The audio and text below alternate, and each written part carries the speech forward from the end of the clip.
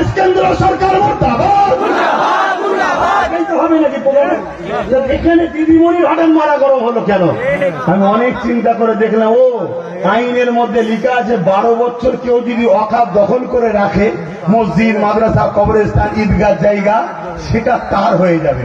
দিদি দেখছে এই আইনটা যদি চালু হয়ে যায়, অলরেডি আমি আমার চামড়া চামচারা 75,000 বিঘে জায়গা দখল করে নিয়েছি বাংলায়।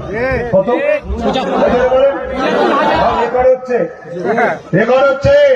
রাজ্য সরকার 75,000 বিঘে জায়গা ওয়াকাবে, মসজিদ, মাদ্রাসা, কবরস্থান, মুসলমানদের বাপ দাদার দান করা সম্পদ, ইসলামের সম্পদ, 75,000 বিঘে জায়গা কম বেশি রাজ্য সরকার দখল করে রেখেছে। 13 বছর চলছে। 12 বছরের আইন যদি লাগু হয়ে যায়, সব সম্পদের মালিক রাজ্য সরকার দেবে। এ তো দেখছে আমার বিনা বিরোধী করে, মুসলিম দরদি দেখিয়ে মুসলমান আমার সাপোর্ট করছে, আবার আমি মুসলমানদের ভোটেই সরকার হচ্ছি, অথচ মুসলমানদের 75,000 বিঘে জায়গা নিয়ে নেব, কেউ বুঝতে পারবে না। এ আইনের বিরুদ্ধে বলতে দেওয়া। দ্বিতীয় নম্বর এটাও হতে পারে, অনেকে বলছে যে উনি কি করবে, ওপর থেকে চাপ এসছে, যদি বাংলায় আন্দোলন হয় তাহলে সিবিআই ইডি পাঠিয়ে তোমাকেও ভাইপোকে তুলে আনবো।